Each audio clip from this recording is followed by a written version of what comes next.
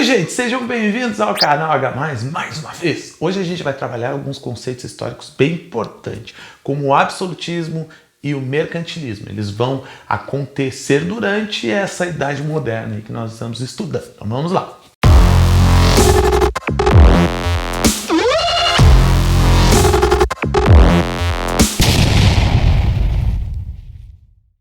Bom, estes estados modernos que vão prevalecer na Europa entre os séculos XVI, basicamente, e XVIII, eles vão ter como característica política o absolutismo, ou seja, o poder concentrado nas mãos do monarca, do rei. Este rei, inevitavelmente, tomaria as principais decisões com relação à economia, à administração do império, à elaboração das leis, por exemplo, aos julgamentos, entre tantos outros. Lógico que, apesar de ter esse poder concentrado em si, o absolutismo ele não quer dizer que o rei tem o poder absoluto. Mas por que não tem o poder absoluto? Porque o rei tinha que, por exemplo, respeitar as tradições do seu povo, respeitar as leis do seu reinado, ou às vezes o império crescia tanto que o rei deveria ceder parte da administração, a confiar parte desta administração a outras pessoas, o que lhe tirava um pouco o contato sobre algumas decisões. Então, absolutismo é um poder político centralizado na figura do rei, do soberano, mas este soberano não quer dizer que ele tenha o poder absoluto, Então tem essa questão aí. Uma outra questão do absolutismo vai ser a soberania do Estado. O Estado é soberano, ou seja, ele toma suas decisões sem sofrer influências externas ou internas. O Estado, para ser soberano, ele tem que ter força, para conseguir tomar as suas decisões sozinho. Esta ideia de soberania vai ser criada a partir da Guerra dos 30 anos, que nós falamos na aula passada, quando os estados europeus vão fazer o seu acordo de paz de Westfália, e a partir desse acordo de paz aí, eles vão perceber que o seu poder garantia, por exemplo, a sua ação, a sua liberdade, a sua soberania. Esta força aí era necessária, para qualquer estado ser soberano. Logo, eles não iam sofrer ações de outros países mais poderosos ou até mesmo da igreja, que muitas vezes queria influenciar na política local. Então, a gente tem cada vez mais o uso da razão no governo destes estados modernos aí. Razão essa que é fortalecida por muitos teóricos, que vão fortalecer esta ideia absolutista aí dentro de suas obras. Um deles é Nicolau Maquiavel. Ele nasceu em Florença, trabalhou muito para a família Médici no governo, na República de Florença. Então ele percorreu diversas cidades ali da Itália, falou com diversos governantes, inclusive com o Papa. Ele viveu intensamente a política ali, da sua cidade de Florença ali no século XV. Mas em 1512, uma ação de Florença em conjunto com os estados papais ali vai fazer com que eles percam uma guerra, um conflito contra a França, e a cidade de Florença vai virar um estado fantoche dos franceses, e o Nicolau Maquiavel vai viver no seu exílio, lá na sua fazenda, bem tranquilo. Anos mais tarde, ele aparece, Florença está sendo governada por Lorenzo de Médici, ele aparece e entrega um livro ali para o Lorenzo de Médici, e este livro era chamado de O Príncipe. E dentro deste livro aí a gente tem novas ideias, que a gente não sabe, em parte, se era a real intenção dele, falar sobre a política, ou se era de forma sarcástica, uma crítica dentro da obra. Mas, de maneira geral, essa obra, O Príncipe, tem alguns pontos bem definidos.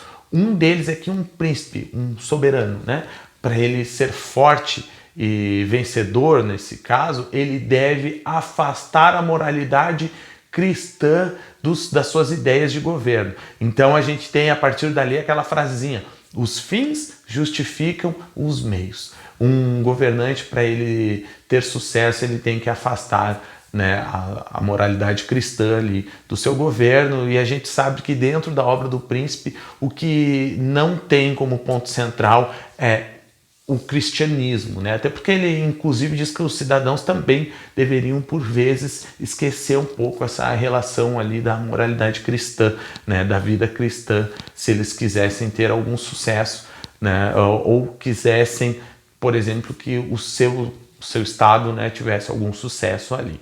A obra não para por aí, ele dá vários conselhos aos governantes, seria o príncipe, né, o teor da obra dele. Por exemplo, que um príncipe não deve levar o medo ao seu povo, castigando todos. Não, ele deve usar alguns exemplos ali, né, para que ele seja temido, mas também admirado, né? Então essa aí é uma das questões bem importantes da obra do Maquiavel. Basicamente, para o Maquiavel, um soberano ele deveria ter a perspicácia de uma raposa e a força de um leão. O povo deveria temê-lo, mas também admirá-lo. A gente está num contexto aí dos Estados modernos, né, que nós temos um enfraquecimento, por exemplo, do pensamento cristão, né, o conflito das reformas protestantes, a questão do renascimento surgindo aí. Então, aquela ideia que existia e que fortalecia o reino poder, que era a questão do direito divino ao trono, que alguns pensadores franceses, como Jean Bodin, por exemplo, tanto fortaleciam, que um povo não pode ir contra o seu soberano, porque ir contra o seu soberano é ir contra Deus, né? Porque foi Deus que deu o direito daquele soberano governar aquele lugar ali. Então estas ideias começam a perder força e com isso a gente tem um crescimento de outras teorias, né? Outros teóricos ali que debatiam muito o poder absolutista. Por que um rei deve governar? Qual direito ele tem para fazer isso?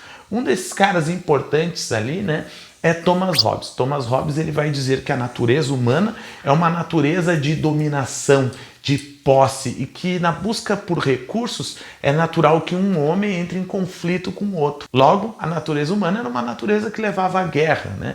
E isso poderia levar à morte, e o ser humano tinha medo da morte. Então deveria ter um poder que evitasse com que essa natureza humana se sobressaísse. Então, para o Thomas Hobbes, o ser humano ele deveria viver a partir de 3 leis, né?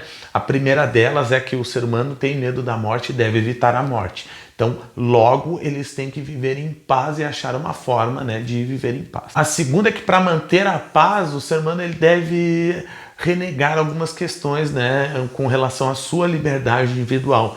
Então, o homem, né, o ser humano, neste caso, ele deveria aceitar a liberdade dos outros, né, ou a sua em relação a dos outros. Deve haver limite aí nestas liberdades. Só que o Hobbes também sabia, na sua terceira lei, né, que havia muita dificuldade dos humanos em aceitarem uma cobrança de imposto, respeito às leis. Então a terceira regra deles era a regra que nós deveríamos manter os nossos acordos ali, né? O respeito às leis para que a gente evitasse viver, né, naquela natureza de violência ali, que nos levaria à morte. Vamos analisar um pouquinho mais esta obra aí.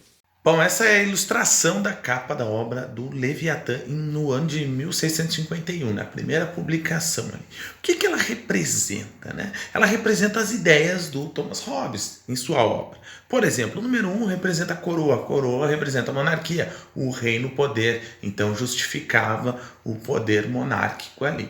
Número 2 representa o exército, né? O poder, a importância do exército para a manutenção da soberania da nação. Então o Estado, o povo, muitas vezes abdicava da sua liberdade em prol do absolutismo, porque o absolutismo garantia a segurança da nação através do exército.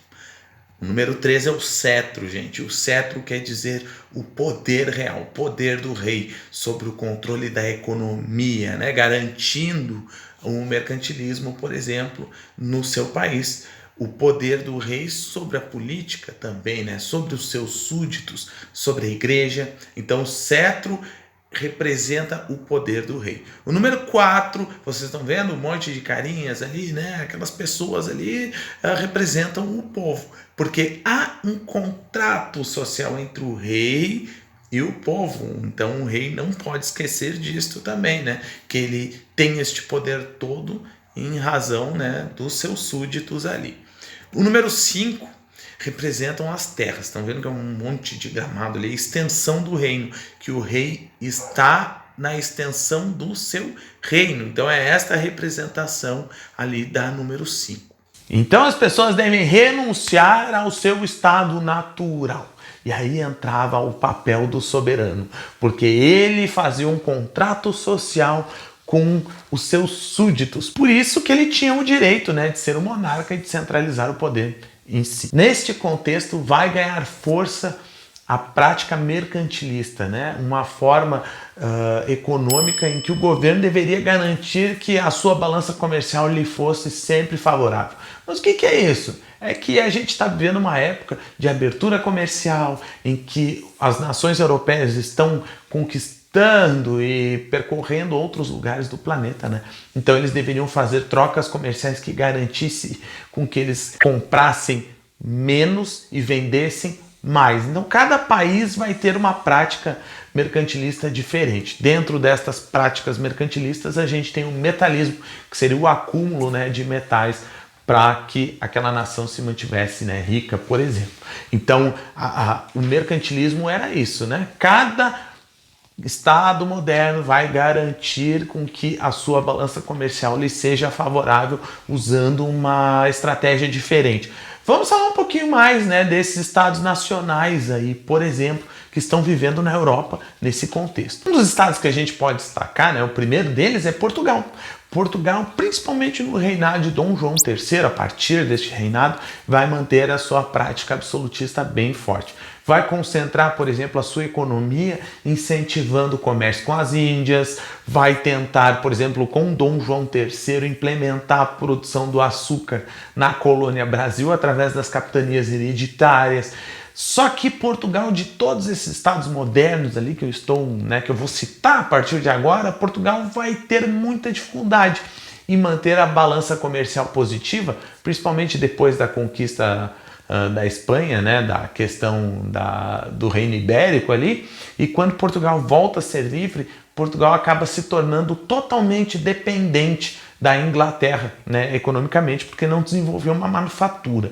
Então, destes estados absolutistas aí, Portugal não conseguiu manter a balança comercial favorável, mesmo explorando, né, a colônia Brasil. A Espanha, da mesma forma, não vai desenvolver as manufaturas, né?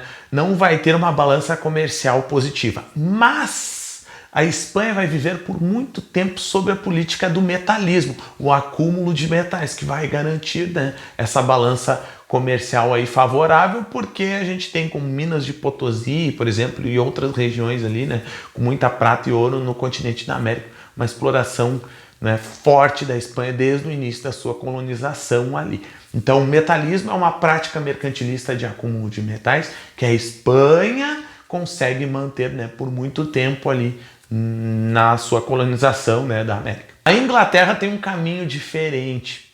Eles têm, por exemplo, vários momentos de centralização e descentralização. Então, com Guilherme da Normandia, a gente tem uma centralização lá no século XI, né, maior na figura do rei. Mas aí tem a Magna Carta, e aí a gente tem uma descentralização maior da figura do rei. Guerra dos Roças, que vai acontecer entre as casas de Lancaster, né, e dos Yorks, vai depois acabar descentralizando mais uma vez, né, o poder do rei. Mas com a ascensão ali dos Tudor, né, principalmente através do Henrique VIII, que a gente já falou dele lá nas reformas protestantes, e da sua filha, da Elizabeth I, que é filha do Henrique VIII com a Ana Bolena, a segunda esposa, né, do Henrique VIII, a gente vai ter novamente um fortalecimento, uma centralização do poder na figura do rei na Inglaterra.